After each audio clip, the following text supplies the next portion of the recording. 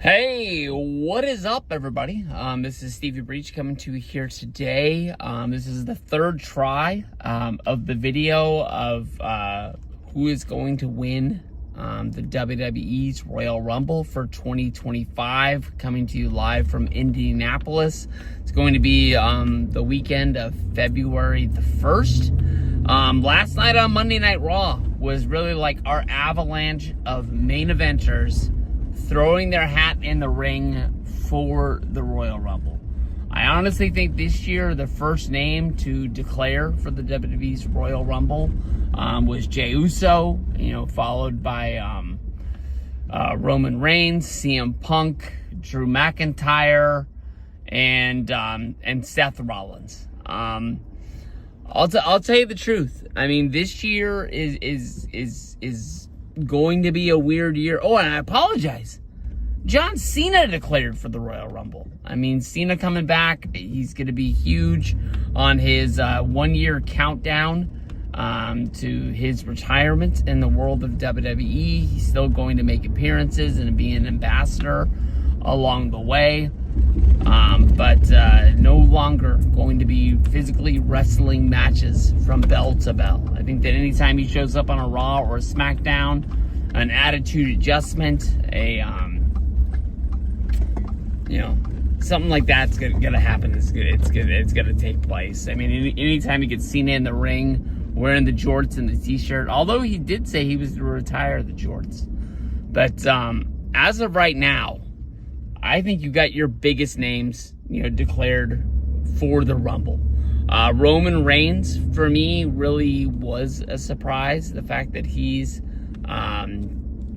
going to be in the Rumble sort of says that he still has a chance of having the match with Cody Rhodes, and that's what Paul Heyman came out and he said that he was going to do. A lot of people are pointing to the fact that they think it's going to be Cena. Whether if Cena gets there by winning the Rumble, whether if he gets there by winning the Elimination Chamber.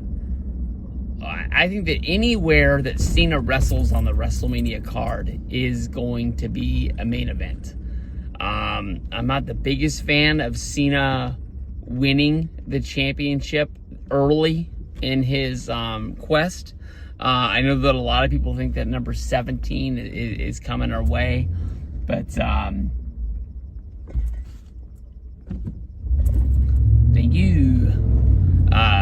We'll have to see. I think if Cena comes out, wins the Rumble, goes to WrestleMania, beats Cena, like let's say he defends the title a few times, loses it, and it's like September, what is he going to do that really matters in like October, November, December if he's not really the champion and he's not, questing to go after number 17 to tie Ric Flair? Not quite sure. One of my favorite guys that's a favorite in this whole Royal Rumble deal would be Drew McIntyre. Drew, even last night when he came out, he basically said that we were going to have a 3-way fight between Rollins and CM Punk.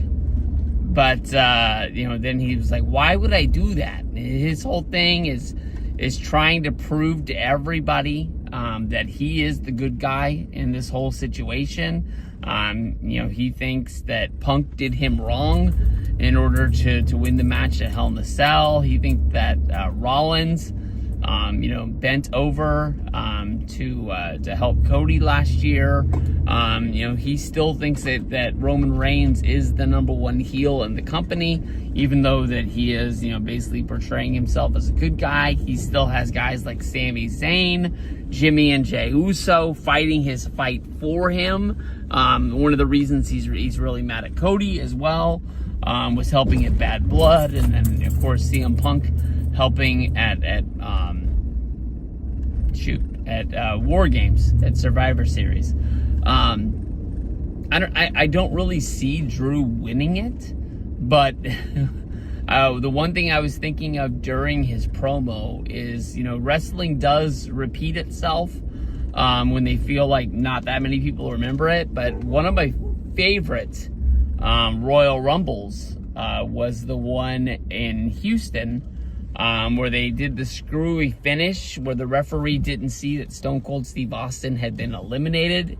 He sneaks back into the ring, and then the guy that I think was the odds-on favorite to win that Rumble was Bret the Hitman Hart, ends up getting eliminated, and Stone Cold Steve Austin steals the victory. Of course, you know, they looked at the tape. I believe it was Gorilla Monsoon who was the commissioner at the time, and he ends up putting together the In Your House Final Four with the four-way match with the last four competitors, to basically set up, you know, who the real winner of the Royal Rumble is, even though they still talk about Stone Cold Steve Austin won the Rumble when talking about the lineage and the history of the Royal Rumble and Stone Cold Steve Austin. They always leave that on the record books for him. CM Punk, I think a lot of people want to see him win a Rumble because of the fact he's never done it. I think that honestly putting Punk in the ring against Cody is sort of like a good guy versus good guy situation that's going to split the house. I think a lot of people are going to be like able to say that they're fans of both, but when you put them in the ring against each other, people are going to have to pick a side, and that's when it's going to get weird. And you got to wonder if, you know, you're going to have a lot of boos in that crowd because of the fact that everybody's cheering for everybody the whole match, no matter really what's going on. I don't know. This one's going to be really good, and I honestly think that it's going to be. It's just hard to really pick what's going down. I still like the idea of The Rock surprising everybody. Maybe that's why at the Netflix debut, he came out there and he was just, you know, handing out flowers and giving roses to all the wrestlers around there, because he wants them to all let his guard down. But at the end of the day, he's on the board. He can do whatever he wants to. Everybody can remember, you know, them filming the segment and then sort of tearing the wall down, because after they said that the segment was over, The Rock kept on beating up Cody Rhodes outside by the bus, whipping him with the belt. And then he gave the bloody belt to Cody and basically said to, you know, give it to his mom, to Mama Rhodes. You know, can the Rumble be going on, number 30? And then we see the fight, and as the match sort of dies down and we get to, you know, the final four, the final three, and the Rock music comes on and the final boss comes down to the ring, and it's like, what the fuck? These guys have all fought. They've all given so much. Now this guy's just going to walk in, you know, toss two guys over the top rope, and he's going to be the guy who wins the Royal Rumble. We've had a 40-man Royal Rumble before. We had the world's greatest Royal Rumble, which had I think it had 50 wrestlers in it, if I remember right, or something like that. That was the one that happened in Saudi Arabia, roughly 2016, 2017. But never have we had a 31-man Royal Rumble, and that's definitely something that we will remember for a long time. 3 weeks ago, The Rock was the guy that I was picking to win the Rumble. I think as of right now, it dies down a little bit. Right now, I think Cena is the guy really to do it. I want to see Drew do it. Drew versus Cody would be a really interesting match. We've seen Drew versus Punk. We've seen Drew versus... We're going to see Drew versus Rollins on Monday coming up. I mean, Drew's a really good champion one way or another. Good guy, bad guy. He's really set into that role. And to just think of him as a low main eventer, I think he's bigger than that. And the fact that WWE, you know, ponied up and signed him to that big deal, when he was having his feud against Rollins, I think that there's more to come there. Seth is a guy, a lot like, you know, Chad Gable. Chad Gable's a really awesome wrestler, and they've used him to get over the Wyatt Six. They used him to get over Penta in his debut last night. Rollins is a guy that can always take a loss, and he's always going to bounce back. He can take 2 weeks off, come back, and people are going to cheer for him on, honestly, no matter what. He's pretty much the face of WWE. He doesn't need a championship in order to be that main guy. Rollins has won one Rumble before. I'm trying to remember what year that was, but I can't remember off the top of my head. I think it was to go to WrestleMania 34 is when Rollins went there. But you just know that Rollins is going to have a good match with honestly anybody. But you know, a lot of years you sit around and you look at the Royal Rumble and you're like, man, I think that this guy has a chance, or I think that guy has a chance. This year, I think everybody that's declared at this point, there's not going to be any surprise entrants from here on out. Maybe besides for The Rock. But anybody else who wins a match to go to the Royal Rumble, anybody else who declares to go along the way, I don't know. I just think that's what's going to be. Those are your heavy favorites. I know that I swayed when people were really saying that The Office, you know, Dave Meltzer was saying the plan as of right now is Cena versus Cody. And as of right now, I think that's the match that I want to see. So I'm picking Cena to get there. But if I had to put people, honestly, like in the rankings of where I think they're going to go, it would be Cena, McIntyre, The Rock, CM Punk, Rollins, Jey Uso. And I apologize if I'm missing any of the big names, but as of right now, that's what I'm thinking. John Cena. Hey, what is up, everybody? This is Stevie Breach coming to you here today. Royal Rumble action really picked up last night on WWE SmackDown. Honestly, in all the videos that I've been making about the Royal Rumble coming up, I made two different videos, basically talking about who I thought was going to win the men's Royal Rumble. And it looks like I'm going to be having to make another one here pretty soon. In all of my thoughts about the Royal Rumble, I never thought that Roman Reigns was going to be in the actual Royal Rumble. I don't know where I thought he was going to be. He just was not a part of my my overall calculations. But last night on SmackDown, Paul Heyman came out, faced Cody Rhodes face to face, and said that Roman Reigns was entering into the Royal Rumble, and he wanted to tell Cody to his face that his thoughts on winning the Rumble was that he would get a rematch with Cody Rhodes at WrestleMania. Overall, Roman Reigns is a beast when it comes to the Royal Rumble. He's finished second 3 times. He's won 1, never finished worse than third. And overall, if we remember back to 2015, he won it. The year before that, his first ever Royal Rumble, he had 12 eliminations. The last one that he was in 2020. He finished second, being eliminated by Drew McIntyre. I don't know. I mean, overall, I think he's going to be in the Rumble.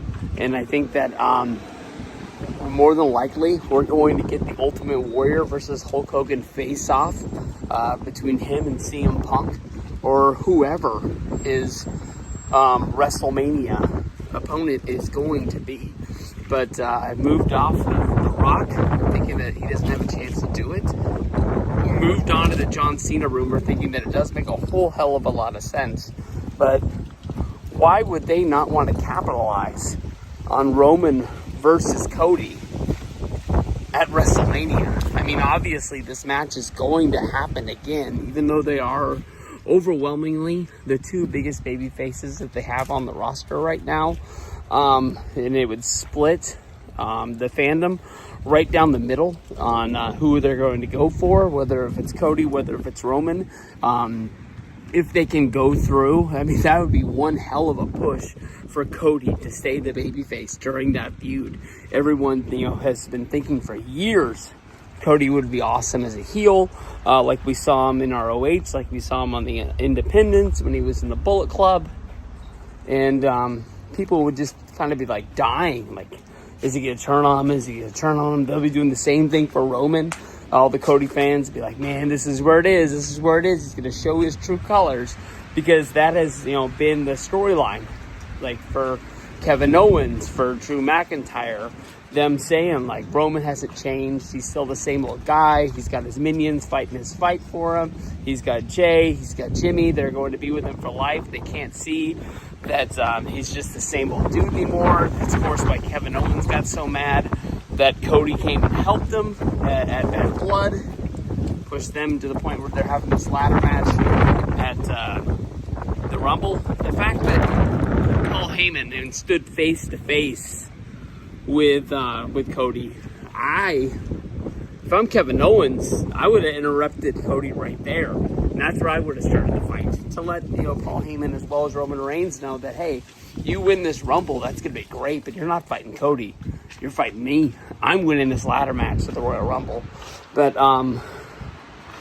overall, I don't know. I really want to see the Cena versus Cody match now. I've kind of like bought in.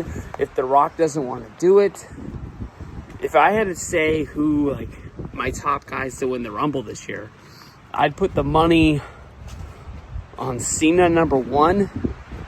I'd put like Roman number 2. I'd put Roman The Rock would be my number 3, and then CM Punk would be like number 4. But then at the same time, I keep thinking, like, if somebody's gonna win the Rumble and not go up against Cody, who is that gonna be? And I keep thinking, like, hey, maybe Jey Uso, really could show that he's a main event guy. He comes in, he wins it, then he says he has too much love affair, for Cody Rhodes and their fandom, their friendship, that he's not gonna face him. That he would want to fight Gunther instead. I'm not really 100% sure on that, but maybe like the way the brand split comes down, maybe they're just on those shows and he doesn't want to jump back shows. That part doesn't make a whole lot of sense to me anyways. I think whoever's winning the Rumble should be going up against Cody Rhodes. There's no other force out there that means anything. It's almost like I always think about Undertaker coming out there, trying to pick if he's going to fight Cena or Bobby Lashley. I'm sorry, if he's going to fight Cena or Batista, and Bobby Lashley just happens to be standing in the ring with the ECW championship, and Undertaker's looking at him like, who the fuck wants that belt? You got to be kidding me. You could have saved the plane ship flying out here and just stayed in the back. But, I don't know. I'm pumped for it. Every day this Rumble gets bigger, man. February 1st. Make sure you're huddled around your television, whether if you're watching it on Peacock, whether if you're out of the country and you're watching it on Netflix. It's only going to get better from here, man. Raw on Monday. It's going to be huge. Hey, what is up, everybody? This is Stevie Breach coming to you here today as I am driving home from the local Costco. Got a pretty good little haul. Hopefully it'll be the only trip I have to make over there this week. Hopefully as soon as I get home and I'm unpacking, I don't remember, oh yeah, I wanted to buy this, that, and the other. There were no eggs, but I think that is kind of like the toilet paper of 2020. The eggs, grocery stores have them one day, don't have them the next. It is what it is. You just gotta get them when you can. But unfortunately, it's like the hottest thing going for my kids for when they get home from school is what they want to make. So it is what it is. As we continue on with the Royal Rumble coverage, talking about this, that, and the other. The Rock. Man, I really thought this was going to be the year of The Rock winning the Royal Rumble, going to WrestleMania. I thought that we were going to, restart the story. I guess is is what I thought they could have done it. But of course, The Rock seems like he doesn't have time for WWE at WrestleMania, whether if it means, he's making a movie. Some people say that he's going to be doing things with Moana, where they're going to be redoing the live action reshoots around that time, and because Disney is going to have him, under insurance, that there is no shot in hell that The Rock is going to be able to get into the ring. We all saw Red One, the one that came out, that was a Christmas movie. I saw it on Amazon Prime. I know nobody went and saw it in the theaters, but they were really, you know, shooting fireworks off in the sky about, how many people watched it on Amazon Prime its first week that it was up. I'll tell you this much. I was getting mad when I was watching that movie. Of course, this is the one where he is the FBI, I guess you could say, or the CIA Secret Service for Santa Claus. Santa Claus ends up getting kidnapped, and he's got to go find Santa Claus, save him, and bring him back. I was just getting mad. Like, this is why Cody had to lose at WrestleMania 39. This is why we didn't get Rock versus Roman. And of course, I think one of the reasons why Cody lost was because they wanted to keep the belts on Roman to be able to do Rock versus Roman the next year. But of course, no decisions got made. And then they have, Cody go out there and win the Rumble for only like a month later. The Rock to come back to WWE, show up on SmackDown, say that he wants to sit at the head of the table, and he just wants to cut in line and have a match with Roman at WrestleMania. He just thinks that Cody is just going to be okay with this decision. If The Rock wanted to have the match with Roman, why didn't they just have The Rock win the Rumble? I know the last year we beat this into the ground 1,000 ways from Sunday, and in the end, Triple H had it make sense. They set up a double main event Saturday and Sunday night involving Drew McIntyre, Seth Rollins, making them bigger stars in the long run, with Seth's joining up with Cody to wrestle against The Rock and Roman. Rock and Roman were fighting, of course, to have their own match at WrestleMania. I don't know why the stipulation wasn't if Rock and Roman won, they got to have their match the next night, which could have had Cody and Seth win their match. But I don't know. A lot of me thinks Triple H knows what's going on. Triple H knows what he wants in WWE. And every once in a while, The Rock just comes in and says, hey, this is what I'm doing. He doesn't care what Triple H's plans are. He doesn't care what the current direction for WWE is. The Rock just comes in. Basically, he doesn't rewrite the show. He rewrites himself into the story. And he doesn't care what this does to anybody else. How is it going to make any sense in the world that Cody Rhodes wins the Rumble and just says, yeah, go ahead and have my match? Which was like the best part of the whole story to me, is like Rock and Roman are setting up this match that at the time nobody wants to see. Everybody wants to, say, we want Cody, we want Cody. It makes him the strongest babyface that they've had in the company since Cena. But Cody still has that chip in his pocket and just like, I'll fight you at WrestleMania. And Rock and Roman were left there like with their pants down, basically, being like, oh shit, we didn't really think that was coming. I still really don't know what the plan was. But this year, of course, after WrestleMania, we had the setup for the match with Rock and Cody in the ring on the Raw after WrestleMania. Of course, they were sharing belts back and forth. They were shaking hands. Rock was whispering in his ear that he was putting something in his hand. And then, of course, the whole bad blood thing. I just basically thought The Rock was coming back at WrestleMania, and we were going to have Rock versus Cody.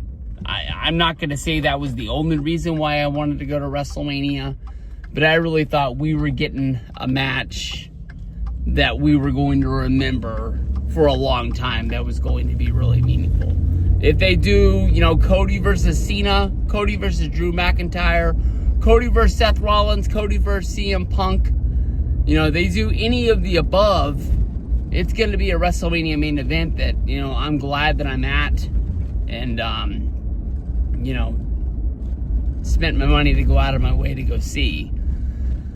But, I don't know. I just really wanted to see it. Now, of course, everything changes. I had Rock as my winner of the Rumble up until the Raw Netflix special. Rock comes out. You know, he plays babyface Rock. It was almost like we saw Dwayne Johnson out there instead of The Rock as like the board member. And he was doing all the right things. He was saying thank you to Netflix. He was, you know, putting the camera on them up in the box. And they were holding the WWF Championship. And match made in heaven. And I was like, that was weird. That was really, really weird. And then I was like, well, maybe that was Dwayne. And maybe we'll see Rock again. And that's why they had Rock come out first. Which was really weird, because they basically had 2 openings to Raw, because Triple H had already been out there. So then they immediately go to Solo versus Roman, and then Roman wins, and then The Rock comes out during his celebration, and they have a whole deal with you know, patting him on the back and saying how good of a champion he is, and how he is the real tribal chief, and he has the Ulafala again. And I just kept looking, like, is Rock setting something up for Roman? I don't know. I'm wondering if maybe, you know, The Rock is trying to play off Mr. Good Guy, so nobody is really looking in his direction. And maybe he has, like, the ultimate switcheroo come Royal Rumble, where, you know, he just comes out. He gives himself number 31 in the Rumble. And, that's when, you know, he comes down there and he wins it. And he doesn't have to spend time in there. Even he's in there less time than number 30 is, because he doesn't come right out at the 90-second mark. He waits 5 minutes, and all of a sudden, it's almost like World War III, where the 90 guys started in the ring. They ended up being 89. And then once they got down to, like, the final 4, Hollywood Hogan just comes out of the back, inserts himself into the match like it's no big deal. He ends up not winning it. That's, of course, the one where Kevin Nash rappels down from the ring looking like he's Sting, scared in the NWO. Hogan eliminates himself. That sets up Scott Hall to get the win. And then, of course, that becomes an angle down the road that Scott's supposed to get a main event match and a pay-per-view against Sting, but Hollywood Hogan keeps cutting in line. And that's kind of like where the Wolfpack split comes from down the road, because why is Hogan holding all of his own guys down? They've kind of all supported Hogan the whole time, and now all of a sudden it's the last one. But I don't know. I mean, that's a real drastic thing to hope for. I'm still holding it in the back of my mind. It's not one I'm putting money down on in Vegas saying The Rock is going to win the Rumble. He definitely had 100% of my picks before then, but we'll have to see. I mean, another year down the road. Rock's a smart dude. Rock's always in shape. It's a question if he can get into ring shape, which is a lot different than just getting big and bulky in the gym. We see that with a lot of guys that come into the company like Ryback and things like that. You know, he's got to be working on the treadmill. He's got to have a ring set up wherever he is living or wherever he's working at the time. You know, in the past, he had like Brian Myers, Curtis Axel come to him, and they trained throughout the day, so that way they knew that he'd be able to put on, you know, a good 30 to 45 minute match come WrestleMania. And I don't know, man. I really thought this was going to be the year, but it doesn't look like it's happening this year. Hey, what is up, everybody? This is Stevie Breach coming to you here today. Today, the WWE Royal Rumble tickets went on sale for Indianapolis with the pre-sale. Honestly, a lot of the big shock and awe, like there was for the WrestleMania tickets. WWE is a hot ticket. That's the only way to put it. WWE, I got a message yesterday from my buddy Brian. WWE is running a SmackDown in Phoenix. He paid $500 for 2 tickets on the pre-sale in the hundreds. To me, that really seems high. I honestly thought that when SmackDown came to town to buy like a ticket in the hundreds was like $40, but they got basically they got fees on top of fees on top of fees. There's 3 different fees before you get to taxes. There's basically like the help you on the app fee. There's the basically like just the Ticketmaster fee. There is the fee for the stadium/arena that it's gonna be in. And it's just, I think they're gonna price people out of being fans. That's honestly just the way that's gonna be. But until they get to that point, charge whatever you can charge to get everybody in the building. I'm just really surprised on how much it is. But I think there's definitely gonna be a price point they're gonna get to where they find they can't do this anymore. I don't know if it's Ticketmaster. I don't know if it's WWE. I don't know if they're splitting the money on the prices going up, but that seems ridiculous in my mind. But the worst kept secret in the game, John Cena gonna be in the 2025 Royal Rumble. He has to go into it being a favorite. I mean, he has to be a guy that you point at and you're like, this guy's got a chance to win. Because, I mean, it's his last year. It's going to be his last WrestleMania. You at least got to think that he has a chance to go in there and it'd be believable if it's Cena versus Cody, if it's Cena versus Braun Breaker, Cena versus Gunther. Almost anybody on the roster, it makes sense that Cena has his last big match at WrestleMania with. They're not going to be doing Angle versus Baron Corbin. That it just doesn't really make any sense. Cena has to be, he's not there anymore. But around WrestleMania 30, Vince McMahon said, whatever match John Cena is in at WrestleMania is the main event. And that was kind of the writing on the wall. It's like, wow, Cena's really going to fight Bray Wyatt. Bray Wyatt was a star, but he wasn't a main star. I mean, Cena versus Bray at WrestleMania 30, other than being a John Cena match, was really like a mid-card affair. And that was kind of like a surprise for John Cena on a WrestleMania. But I'm looking forward to it. Obviously, at this time, it's close, but it's not close. This Royal Rumble is going to be a big thing because of the fact that it's in Indianapolis. We know that Indianapolis is going to host a Royal Rumble, a WrestleMania, and a SummerSlam all in the next 3 years. You got to think that they're going to be making it a big deal. And Cena has to be a pick to be it. He's not going to be a surprise guy. He was just flat out announced. Cena has announced that we are on the trip to WrestleMania. It's going to be the last one. I don't know if he's saying that it's going to start at the Royal Rumble as the beginning of the tour, but it's coming, man. It's going to be awesome. Hey, what is up, everybody? This is Stevie Breach coming to you here today. Big news that we're really not going to touch on today due to the fact that we've covered it so far in the past. Vince McMahon, no longer under federal investigation, basically came out and said that he has to pay a fine. He made a small accounting error, and basically no one is coming after him. Had to try very hard to basically say that he was in the clear. I think Vince, for the rest of his life, will live with a shadow over his head of what has happened. That is in people's minds that they will never forget. Part of the lawsuit that was out that was against him featured Brock Lesnar, not by name. The documentary did point out that it was Brock Lesnar, but it was very easy to put together who the lawsuit was talking about.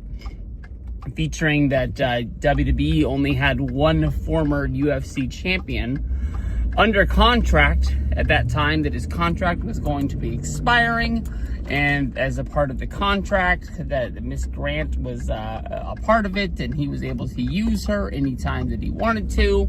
And right before last year's Royal Rumble, Brock Lesnar disappeared from the world of WWE. Now that this is all behind us, Vince McMahon more than likely will never be back in WWE. No Hall of Fame, no SmackDown appearance, no Raw appearance, no WrestleMania, sitting up in the skybox with the camera on him. I don't think that that is ever going to be a part of our future. Now, Brock Lesnar, for some reason, 2 days ago, was added back to the WWE roster page on WWE.com. Whether that was a mistake, whether somebody put a code in to take him out without erasing his data, and the code got erased, or the code expired due to them putting a date on it or something like that, we'll have to see. But I'm at a point wondering, do we even need Brock Lesnar back in WWE? If he comes back to win the Rumble, let's say he wins the Rumble and he challenges Cody Rhodes. We've already seen during his last year in WWE 3 matches with Cody Rhodes where Brock and Cody gained each other's respect, and Brock gave him a big hug at the end. I don't know. I really don't see Brock coming back to WWE at the Royal Rumble. Maybe like an after WrestleMania appearance to sort of like get him back into the thick of things. I will say this.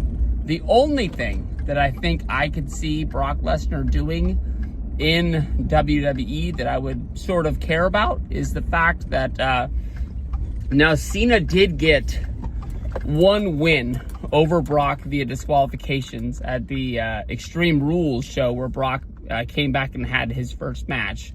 When Brock and Cena had their matches at SummerSlam and at Night of Champions, those were like straight up job domination matches, where basically Brock Lesnar killed John Cena, and John Cena never got his revenge. He's never been able to beat Brock Lesnar since then. If Brock came back on the farewell tour and we got to see Brock versus Cena one more time, I honestly would be all for it. That would be a definite, really, really good match.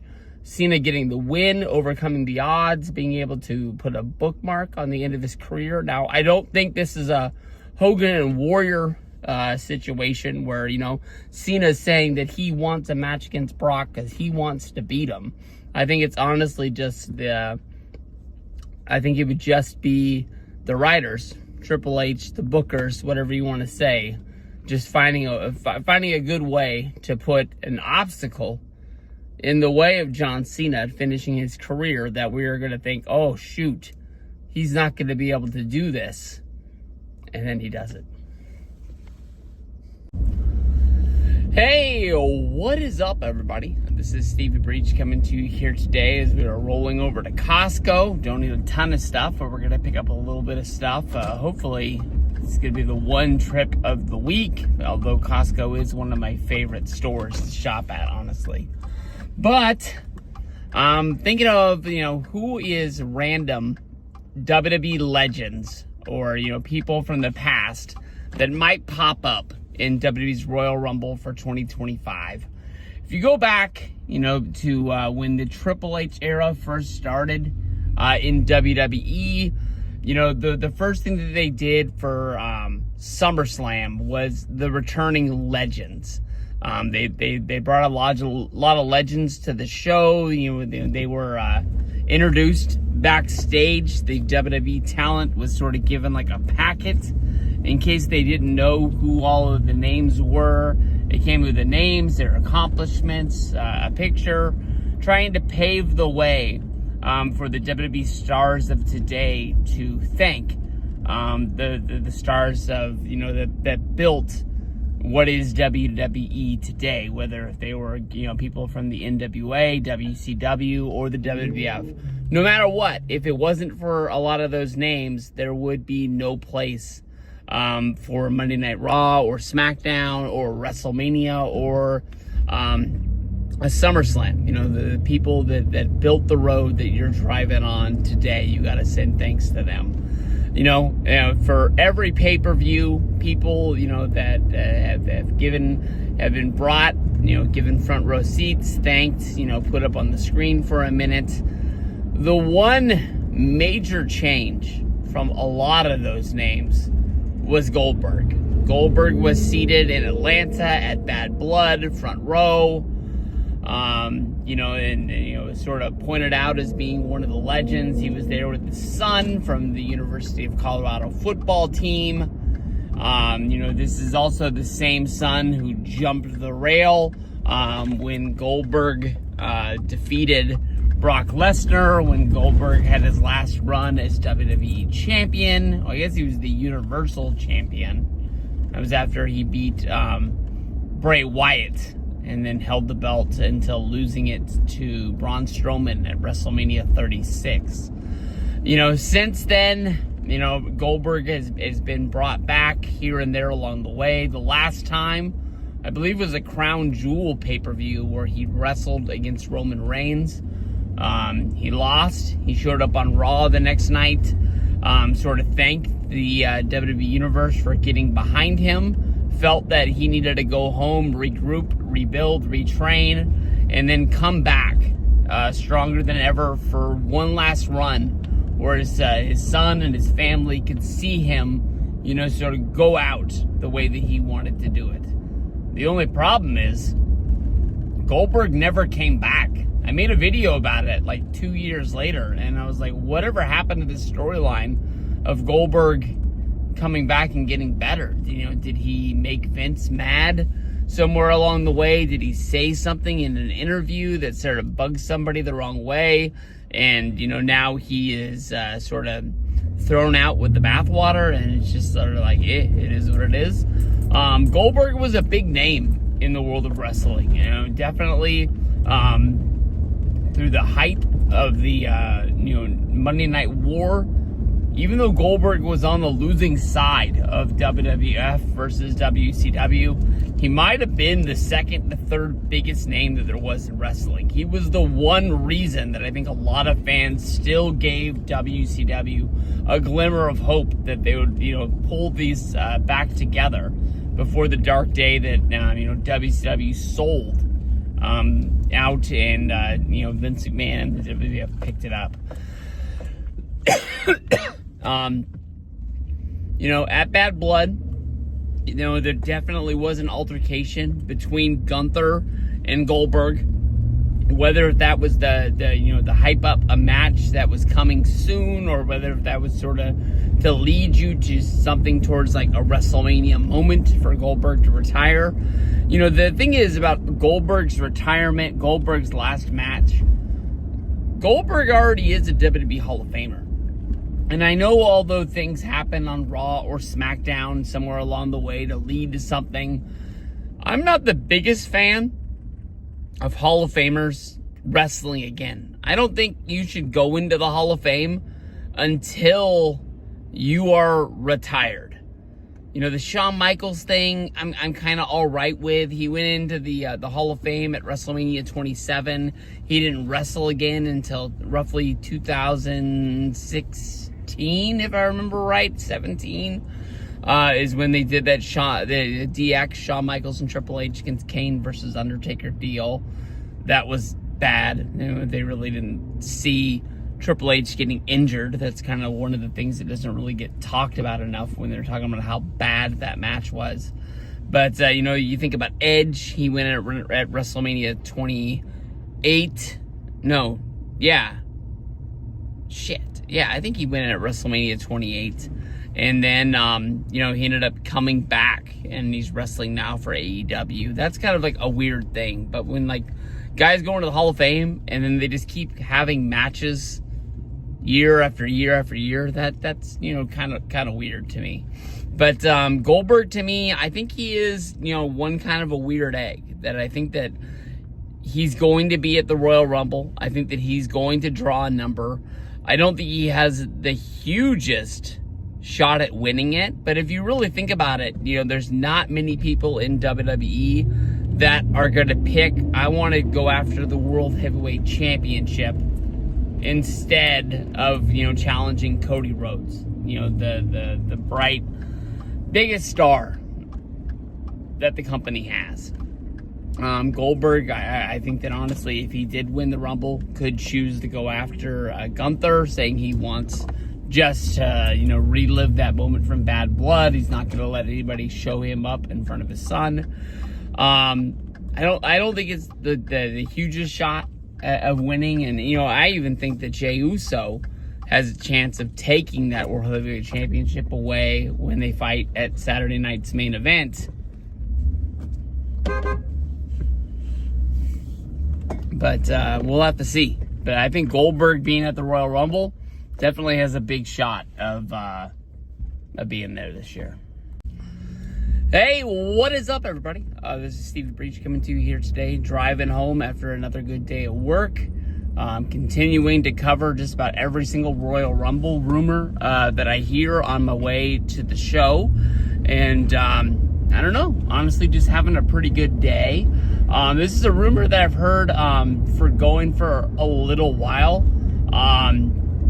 Honestly, I thought it was dead. It's picked up steam a couple of times that Matt Cardona, goes back to WWE. I really thought that when he did the ROH pay-per-view last month, that was him finally signing a deal for AEW. He flirted with them where he came and did the one-off last year during the Adam Copeland Cope Open or whatever heck it was, where he just showed up to have one match against his favorite wrestler that he was growing up in. It was one hell of a dream. I'll tell you the truth. Matt Cardona, aka the guy who used to be Zack Ryder when he was still alive, I put him in the sort of pile of wrestlers like Carl Anderson. Carl Anderson is a good dude that I honestly I'm up for him. Whatever he's doing, I'm all for it. When the Good Brothers got released from WWE,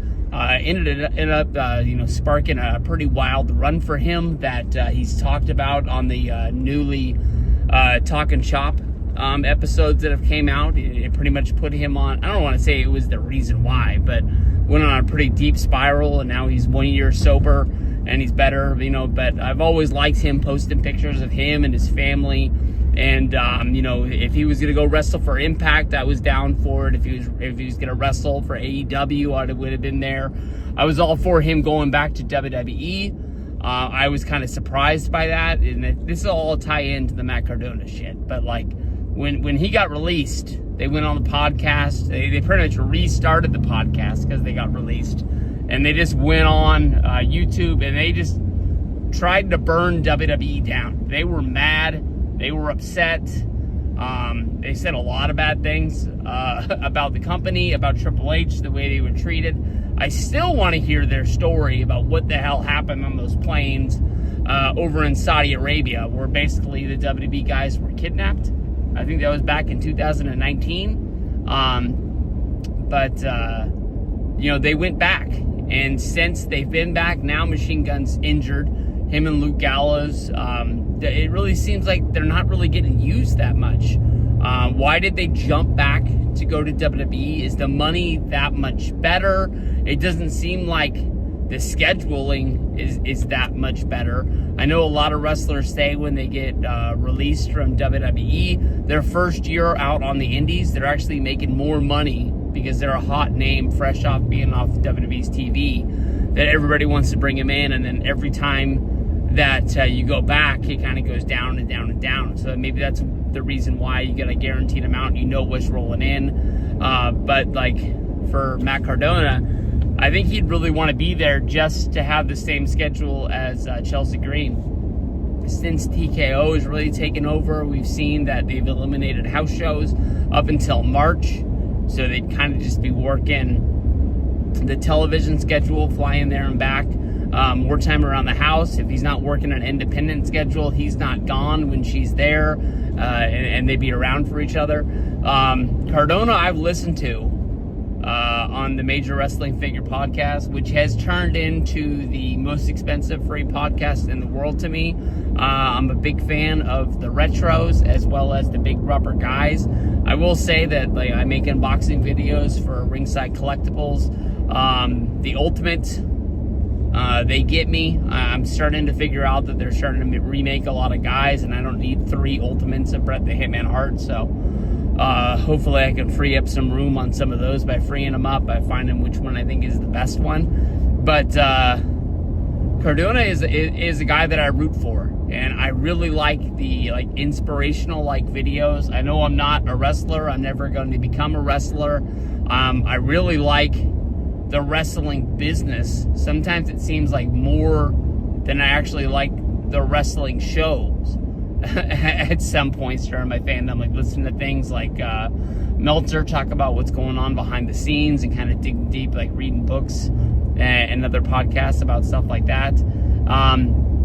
And I'm 50-50. I really want Cardona to come back to WWE because he's kind of put it out there on the record Zack Ryder is dead. That's no longer who he is. And if you haven't been watching or paying attention in the last 4 years to see what Cardona's done to up his game on the independent schedule, I was never the biggest GCW fan, but when he went to wrestle against Nick Gage in the match that kind of put him on the map as one of the best independent wrestlers there is in the country, I think I knew who Nick Gage was because it was kind of fresh after that Dark Side of the Ring Spike TV special. And even listening to the podcast, you could hear Brian Myers' voice the first time that, Matt announced the match. He's like, do you know what you're in for? Do you know who this is?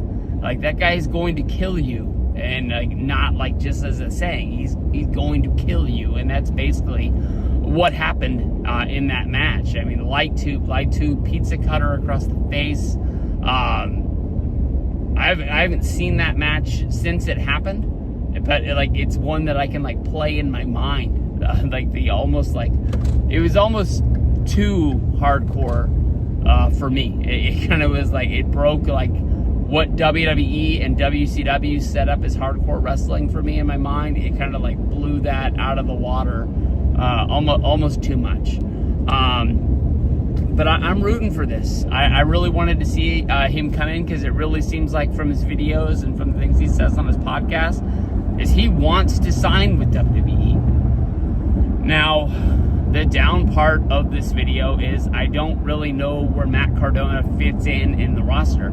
I don't really want to see him come into WWE and become what Brian Myers was during his last Kurt Hawkins run, where I think he lost continuously for 2 or 3 years every match that he was in. And I know that if you're really into wrestling and you care about wrestling more than just what you're watching on TV, wins and losses really don't matter as long as the guys are going out there and giving really good, entertaining matches. But I don't want to see Matt Cardona come back and have to turn back into Zack Ryder, being the over-the-hill, kind of Jersey Shore guy just hanging on. I want it to be Matt Cardona. I want him to be able to say Matt Cardona is dead. Oh no, I apologize, I fucked that up. I want him to be able to say that Zack Ryder is dead and go. Do I think that Matt Cardona is going to be WWE champion? No. But is he a guy that could win the Intercontinental Championship again? Yeah, maybe. When he left, it was kind of in a time in WWE when I was falling out. I won't even say when he left. During his last run in WWE is kind of when I left the world of professional wrestling, watching Raw and watching SmackDown, because it seems before him and Brian Myers won the tag titles at WrestleMania, it was at 35 in New York. The singles run was honestly, almost non-existent in the world of 50-50 wrestling, where it seems like everybody won today, lost tomorrow, but he'll win the next day, just kind of like keeping everybody on the level playing ground. And he barely ever was able to score wins, no matter what he did to try and change it up, whether it was change his look, change his gear, try to do something really cool in the ring. It just kind of like, he just wasn't in that spot. But I think he's left. He's kind of like redone himself to the point of like almost when Drew McIntyre, when he got released, as being a part of a 3-man band, and then he came back. Drew is not looked at as a guy that would be hanging out with Jinder Mahal and Heath Slater, playing air guitar in the back. I think those days are done. Those jokes aren't even able to be made. The only thing that is constant is that he still calls himself Drew McIntyre. So I mean, could he come back and be remade to the point where he's a badass? That I've already said that Drew's one of my favorite characters in WWE right now. I love the fact that McIntyre gets to walk around and act like he's the only one not crazy, that everybody else is being a bad guy. He's the ultimate good guy, and nobody else is seeing all the bad shit that like Roman Reigns is doing. But I think it would be cool. The fact that within a good small amount of time, that he'd be able to say he worked in AEW, he worked in ROH, he worked in WWE all at the same time. I think he is at a level of independent fame that still has WWE fame. They haven't made the joke in a while, but I think no doubt in my mind, before it is all said and done, Zack Ryder will be a WWE Hall of Famer. I think that if they wanted to, and the price was right, I think that he could be Zack Ryder for one night if it wasn't in the cards for him to actually get a real deal and come in. But I mean, I'm not looking for Matt Cardona to be wrestling on Main Event. I think he's better than that at this point in his career. It's hard to get airtime, especially now that Monday Night Raw, it looks like it's not going to be a 3-hour show each and every week. Last week ended at about 2.5 hours, and it just went dark. And when you really look at it, the guys like Punk, Rollins, McIntyre, Roman, Cody, when those guys are there, they're all the ones that are going to be, getting the airtime. And then they've added all of these new women's singles titles, so they're going to be showing an emphasis on the women's division with them getting more matches at the time. And we don't want to just be counting down when was the last time that we saw him on Monday Night Raw or SmackDown. We don't want him just signed to the roster, hanging out and catering like it's 2010 all over again. I think that honestly Cardona deserves this. I think it would be awesome. I'm not really looking for him to come in at a level of like what AJ Styles was in 2016. No, that wasn't 2016, you idiot. I think it was 2016 now that I think about it. But, it is kind of like that, because if you remember back to when AJ came in, there was all these questions like, would WWE sign somebody at AJ's age? Would they bring him in? When he brings him in, is he going to have to go to NXT to learn the WWE style and this, that, and the other? Instead, AJ just went right to the main roster, debuted in the Royal Rumble. And then once he was able to debut, he just honestly just started tearing it up. He won the WWE Championship within his first year. And now here we are, 9 years later in 2025. He's injured, coming in off of another injury. And the last time we saw him, the dude looked as big as we'd ever seen him in his career. He looked like he was really gearing up for what could have been his last run or something like that. I got no doubt in my mind that he's the man. I think that if they give Cardona a chance, I think he knows what's going on. The only thing is that I've got from the podcast, he's told a few stories somewhere along the way in different shows. I'm pretty sure that he doesn't think that Triple H likes him. And maybe this is a new era. I'm sure at one point CM Punk didn't think that that Triple H liked him, and I don't think he liked Triple H either.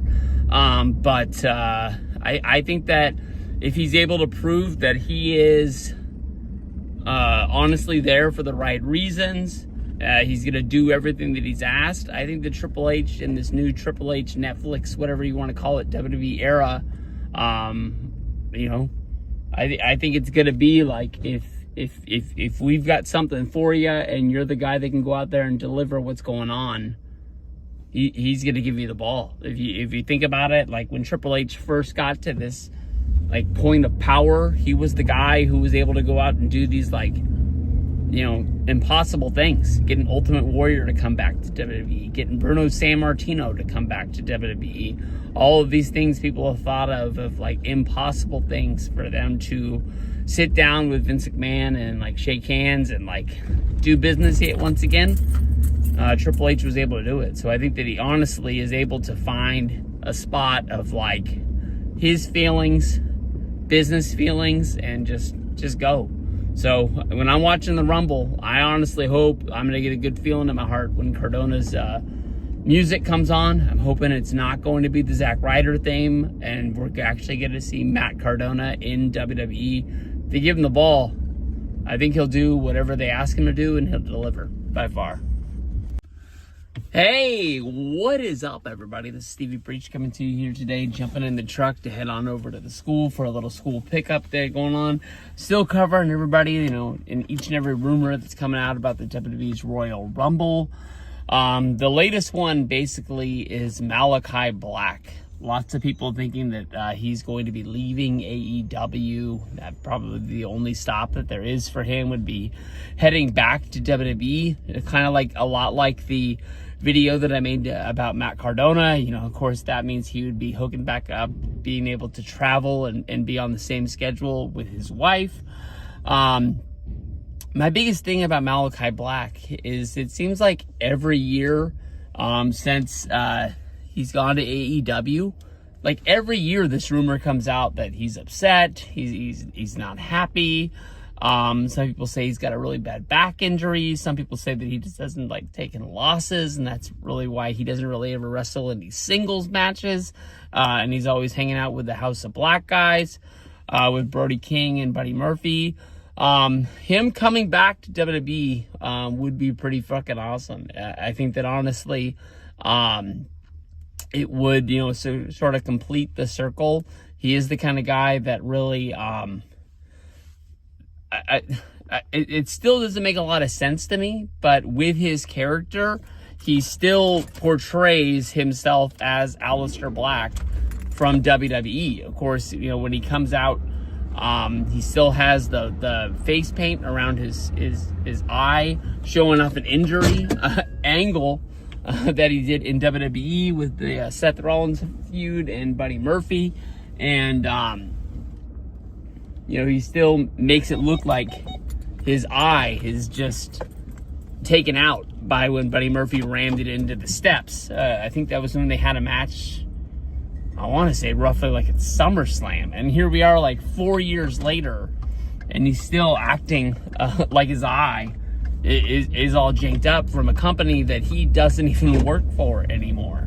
I really never really seen anything like that, where people have taken something that happened to a character here, moved companies, and now is still portraying the same gimmick injury somewhere down the road. I mean, it doesn't really make a lot of sense. I remember when he was wrestling in NXT, you know, he had the run with the championship there. They really kind of portrayed him like he was going to be the new Undertaker, and with you know, him not being around WWE, they're kind of like missing that big monster. You know, it looked like Bronson Reed was going to be the new monster. He had the big match against Braun Strowman, but of course he got injured in the War Games match. You know, in the past, Braun Strowman looked like he was going to be the biggest, baddest guy on the planet, but it was almost like they couldn't keep the push going, and it just ran out of gas. You know, when people have said that he's upset in AEW and he's leaving, he kind of answers the rumors. He comes out and he says that he just took a little bit of time off. He's got an injury, this, that, or the other. And he's going to hook back up with Brody King as well as Buddy Murphy in AEW as soon as he's able to get back. Well, the answer, the rumors have been out for about a week. And they're growing pretty strong. And he hasn't came out and answered them. So I think it's pretty strong. If he's making the jump over to WWE, you got to think that each and every person is looking for a big surprise, a big return, a big debut at the Royal Rumble. If you're a wrestler, the Royal Rumble is kind of like the one place that you want to return at. So him coming back would be a big surprise. He wouldn't have his group with him. I'm guessing that Brody King would stay. He's only ever been there. Buddy Murphy, being able to jump back over, then he's able to be a Rhea Ripley all the time. Maybe that's something that could happen down the road. But his last run, they really portrayed him as the cruiserweight wrestler, the 305 guy, and then he kind of was like Seth Rollins' muscle. He got to have a couple singles matches, but he never really was able to let himself shine in one-on-one deals. But this is, of course, being in a new era. Maybe something can happen for it. But as of right now, I'm guessing that Aleister Black, Malakai Black, whatever you want to call it, be coming back to WWE. At this point, there's so many rumors running like crazy about the world of wrestling right now that I don't even know if they have enough numbers for the amount of wrestlers that they got coming back. Hey, what is up, everybody? This is Stevie Breach coming to you here today. Woke up to some news about the upcoming WWE's Royal Rumble. Royal Rumble is always one of my favorite events to make videos for because of all of the surprises that seem to pop up with people thinking that this person or that person is going to be into the WWE Royal Rumble. Woke up to two surprise entrant rumors that are out there, one being Ric Flair, one being Hacksaw Jim Duggan. In this one, I'm going to tackle Ric Flair, saying that he's going to be into the Royal Rumble. There's been a lot of news, a lot of smoke behind this of Ric Flair saying he wants to lace up the boots one more time. We've been seeing this rumor. I think a lot of times people tend to think that maybe, Ric Flair is running out of money. He needs to have one more, big payday, seeming to be out there. We are a few years removed from Ric Flair's last match, which was a pay-per-view bonanza that was put together, I believe, by Conrad Thompson. And there was a whole StarCast thing put behind it. They put on their own pay-per-view entitled Ric Flair's Last Match. It was Ric Flair and his son-in-law going up against Jay Lethal and Jeff Jarrett in a tag match. And even Ric Flair has came out and said the match wasn't good. I don't know if he wasn't, in shape. He wasn't ring ready. The guy's over 70 years old. I really don't know what there is the expectation for this last match to be. I mean, he had three, talented wrestlers that are, I don't want to say at the top of their game right now, but I mean the three guys that are still blowing it up on TV right now. And Flair has admitted that he fell asleep during the match while he was selling on the apron. I don't know where there is to come back from there. I know that the Royal Rumble is basically set up for, the surprise, the theme goes off, the big entrance. And I mean, Flair could run into the ring. He could crawl to the ring, I guess you can say, and then just basically get bushwhacker looped. Run in one side, run out the other. WWE, really ever since the Triple H era has started, we saw at SummerSlam, basically the WWE legends up in the booth, sort of get like their Hall of Fame like WrestleMania moment where they all get shown up on the stage. They were all, backstage. The wrestlers said that the WWE passed around a memo telling you who each and every wrestler was and what their accomplishments were, in case some wrestlers didn't know who they were. That they could all sort of like show their respect to them. Kevin Nash talked about this on the Ric Flair podcast. I don't know. I wouldn't be surprised with how big Triple H is a Ric Flair mark, but I do believe that Triple H knows he has to put on the best wrestling match that he can at the Royal Rumble, and with how deep the WWE roster is right now, there might not be one spot to give up. I know that in the past we've had moments like Santino or Mick Foley come in and give like a little bit of comedy to the match to sort of change the mood. We've seen, the Royal Rumble has turned into a hardcore match. We've seen it turn into spots where, you're laughing at certain things to sort of, get you off your game. But we've done the Legends, Battle Royal before. I believe it was 2008, if I remember right, in Madison Square Garden. Jimmy Snuka as well as Roddy Piper were involved in that one. I don't know. I don't see Flair in the Rumble. That's just my deal. It just doesn't make a ton of sense. All right, we're back, and we're talking about WWE's Royal Rumble 2025 and the possibility that the WWE legends, Ric Flair, as well as Hacksaw Jim Duggan, are going to be in the WWE Royal Rumble.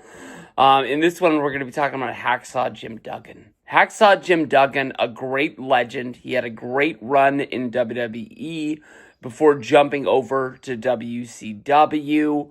And sort of competing in WCW until its dying days, being a part of like Team Canada, when he turned his back on the USA, and I don't know, he didn't have the greatest end of his career, because I think he ended up going and doing that Hulk Hogan promotion in Orlando that didn't really take off. He never really got a run in WWE after WCW closed, besides for when they were doing the John Cena and Edge feud that involved Lita. And I'm not sure if USA or they just didn't want John Cena, the babyface of the company, to be calling a woman a hoe. They brought back Hacksaw Jim Duggan for nothing more than the joke of him yelling "ho" whenever Lita was around. Ho! But Hacksaw's a good, entertaining legend. Honestly, when it comes down to however many wrestlers I've met in my time of going to shows, when I went to WrestleCon, WrestleMania 31, I was able to meet Hacksaw Jim Duggan. And Hacksaw Jim Duggan was honestly one of the nicest wrestlers that I've ever met. WWE turning the Royal Rumble into a legend spot fest. Of course, Hacksaw be getting his ticket to the Royal Rumble. Maybe they could use it like how NASCAR or golf. They give legends tickets to join a big tournament or a big race, because of the fact that they have won that race in the past. They can get an exemption. But then again, I think that Hacksaw would only be getting it because of the fact he won the 1988 Royal Rumble, which was the first Royal Rumble. But then you got to be thinking, if they give Hacksaw Jim Duggan away into the Rumble because he's a past winner, why wouldn't Hulk Hogan? Of course, that's how Ric Flair would get in. Why isn't Stone Cold Steve Austin, Alberto Del Rio, all these past winners? Why are they not jumping in? Of course, I think one of the exemptions that NASCAR has is that they only have so many spots, And everybody who's won the race in the past does have a way into the race, but they can only give them to the people that had won the soonest, I think is the way to say it. Hacksaw Jim Duggan is a great story. He just beat cancer, I believe, for the second time in his life. Most people don't get a chance even to beat it once, but Hacksaw hasn't been in Rumble since 2012, when he was a surprise entrant when they were paying off the fact that he had won in the past. Hacksaw has been in a few Rumbles. Hacksaw hasn't had an elimination in a Royal Rumble since 1992. 1992, him and Virgil eliminated each other at the same time. That's the only elimination that he got, is eliminating the guy that was holding on to him. At that point, at January of 92, Hacksaw and Virgil were both baby faces. The fact that they were trying to eliminate each other at the same time doesn't really make a lot of sense. It sort of plays into I don't know. Hacksaw in the Rumble, I would love to hear the rumor. I just wouldn't love to see the payoff. I don't think it's happening. I don't think it's coming. I would be really surprised if Flair or Hacksaw is going to be there. I know that, they're trying to, respect the legends. But I think you can respect the legends by both of these guys being there before the match starts, bringing them out on the stage, giving them their moment as past winners. They can do the thing where they're, in the front row, waving to the camera. But in the match, how mad would you be if you were in a Royal Rumble poll and you pulled Ric Flair or Hacksaw Jim Duggan?